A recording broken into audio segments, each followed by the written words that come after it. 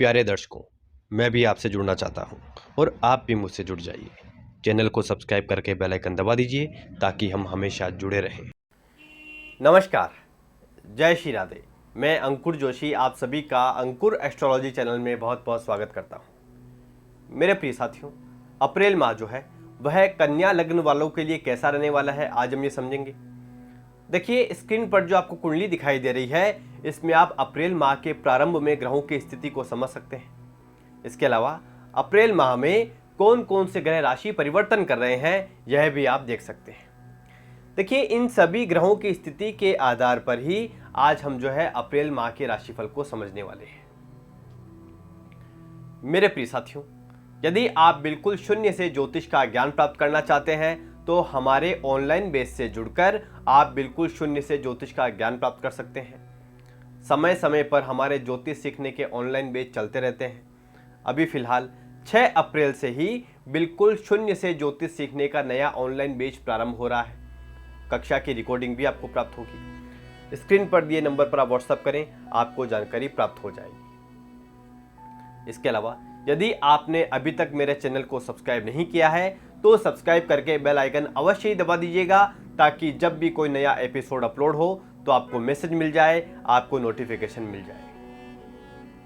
देखिए, एक बात जो है बहुत ही महत्वपूर्ण है। यह जो अप्रैल माह का राशिफल हम अभी समझ रहे हैं, यह ग्रहों के वर्तमान गोचर पर आधारित है और गोचर जो है अपने आप में स्वतंत्र फल नहीं दे सकते हैं। तो सटीक फलादेश के लिए अपनी कुंडली में ग्रहों की स्थिति के साथ साथ ग्रहों की दशा अंतर्दशा देख लेना भी अत्यंत ही आवश्यक होता है। क्योंकि देखिए, बहुत से लोगों की कुंडली जो है वो कन्या लग्न की होगी तो सभी को समान फल प्राप्त नहीं हो सकते हैं। इसलिए अपनी कुंडली में ग्रहों की स्थिति के साथ साथ ग्रहों की दशा अंतर्दशा देख लेना भी अत्यंत ही आवश्यक होता है। तो आइए अब हम ये समझते हैं कि कन्या लग्न वालों के लिए अप्रैल का यह महीना कैसा रहने वाला है। मेरे प्रिय साथियों, लग्नेश बुध जो है 31 मार्च से 6 जून तक आपकी कुंडली के अष्टम भाव में रहेंगे। देखिए, यह समय जो है यह आपके लिए ठीक नहीं है। यह तनाव का समय है। आप यदि व्यापार कर रहे हैं तो उसमें आपको समस्याओं और रुकावटों का सामना करना पड़ सकता है और यदि आप कहीं जॉब कर रहे हैं तो उसमें भी आप जैसा चाहेंगे वैसा हो नहीं पाएगा। आपको ऐसा लगेगा कि आप जो भी कर रहे हैं उसमें कहीं ना कहीं कोई रुकावट या कोई परेशानी आ रही है, या ऐसा विचार भी आपके मन में आ सकता है कि आप जो है अपनी जॉब को बदलें, अपनी नौकरी को बदलें, लेकिन आपको अपनी नौकरी बदलनी नहीं है। इसके अलावा अष्टम भाव के स्वामी मंगल जो है और दशम भाव के स्वामी बुध है, इन दोनों के मध्य यानी मंगल और बुध के मध्य परिवर्तन योग बन रहा है। यानी कर्मेश और अष्टमेश का राशि परिवर्तन योग बन रहा है। तो ऐसी स्थिति में भी कार्यों में रुकावट आती है। हो सकता है कि आप किसी कार्य को करने का प्रयास करें और वह इन वक्त पर जाकर खराब हो जाए। कुल मिलाकर तनाव का यह समय है। तो मैं आपसे यही कहना चाहूंगा कि अप्रैल और मई का जो यह समय है, इस समय में जितना शांति से आप रहेंगे उतना बेहतर रहेगा। किसी से बेवजह वाद विवाद आपको नहीं करना है और विशेषकर ससुराल में यदि किसी फंक्शन में आप शामिल होते हैं तो वहां भी आप बोलने का ख्याल रखें, अन्यथा अंत में परेशानी आपको ही होने वाली है।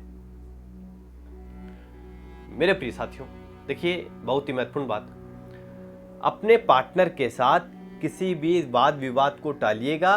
बहसबाजी आपको बिल्कुल नहीं करनी है। यदि आप अपने पार्टनर के साथ बहसबाजी करते हैं तो तनाव बढ़ सकता है। इसके अलावा यदि आप कोई व्यापार साझेदारी में कर रहे हैं तो भी आपके पार्टनर के साथ 20 अप्रैल के बाद थोड़ा तनाव रह सकता है। इसलिए बहुत सोच समझकर चीजों को मैनेज करें, अन्यथा सब खराब हो सकता है। देखिए, यहां मैं आपको डरा नहीं रहा हूं, मैं आपको आगाह कर रहा हूं कि आपको किस प्रकार से इस अप्रैल और मई माह में रहना है। मेरे प्रिय साथियों, 18 से 28 अप्रैल तक का समय आपके लिए सकारात्मक रह सकता है। इसमें पैसा भी आपके पास आएगा। यदि कहीं पैसा रुका हुआ है तो वह भी आपको प्राप्त हो सकता है। देखिए, आप इस अप्रैल माह में अपने मामा के साथ संबंध मधुर रखिएगा। यदि मामा के साथ आपके संबंध खराब रहते हैं तो इससे आपकी समस्या और बढ़ सकती है। मेरे प्रिय साथियों, यदि आप अभी तक अविवाहित हैं तो इस अप्रैल माह के शुरुआती 20 दिन आपके लिए बहुत ही महत्वपूर्ण है। यदि इन 20 दिनों में कोई रिश्ता आपके पास आता है और यदि आपको सब कुछ ठीक लगता है तो तुरंत ही तय कर लीजिएगा। अन्यथा देखिए, फिर बृहस्पति सप्तम भाव से निकलकर अष्टम भाव में प्रवेश करेंगे, उसके पश्चात आपको और इंतजार करना पड़ सकता है। मेरे प्रिय साथियों, बृहस्पति जो है सप्तम भाव से अष्टम भाव में 21 अप्रैल को प्रवेश करेंगे। उसके पश्चात व्यावसायिक साझेदारी में भी आपको परेशानी का सामना करना पड़ सकता है। इसके अलावा देखिए, कई कन्या लग्न वालों की कुंडली में यह देखा गया है कि इन्हें जो है स्किन की बहुत समस्या होती है। तो इस अप्रैल और मई माह में आप तनाव ना लें, अन्यथा आपको स्किन एलर्जी भी हो सकती है। मेरे प्रिय साथियों, यदि आप व्यापार करते हैं तो देखिए, वैसे अप्रैल और मई जो है व्यापारिक दृष्टिकोण से ठीक नहीं है, लेकिन एक बात का विशेष ख्याल रखें कि अभी अगले 1 वर्ष तक आपको अपने व्यापार में कोई भी नया पैसा निवेश नहीं करना है।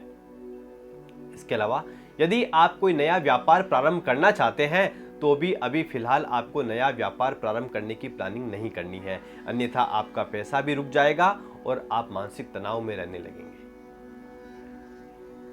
मेरे प्रिय साथियों, यदि आपका मन कुछ ऐसा कहता है कि जल्दबाजी में किसी कार्य को निपटाया जाए या जल्दबाजी में कोई निर्णय लिया जाए तो आपको रुक जाना है। जल्दबाजी में कोई भी निर्णय आपको नहीं लेना है। इसके अलावा लग्नेश बुध जो है आपकी कुंडली में राहु के साथ अष्टम भाव में रहेंगे और राहु ही किसी कार्य में जल्दबाजी और उतावलापन देता है। तो ऐसी स्थितियां आपके साथ अवश्य ही बन सकती है कि आप जल्दबाजी करें, लेकिन जल्दबाजी में कोई कार्य आपको नहीं करना है और तुरंत ही कोई निर्णय आप ना लें। मेरे प्रिय साथियों, जो भी आपके करीबी लोग हैं वह भी आपको धोखा दे सकते हैं, तो अपने साथ रहने वाले लोगों को पहचानिएगा, ऐसा ना हो कि हमें कोई नुकसान हो जाए। मेरे प्रिय साथियों, यदि आपका व्यापार जो है वो फॉरेन से संबंधित है तो 14 अप्रैल के बाद आपको लाभ की प्राप्ति हो सकती है। कुछ ऐसी स्थितियां भी बन सकती है कि आपको फॉरेन का टूर करना पड़े, तो यह मौका तो अवश्य ही बन रहा है।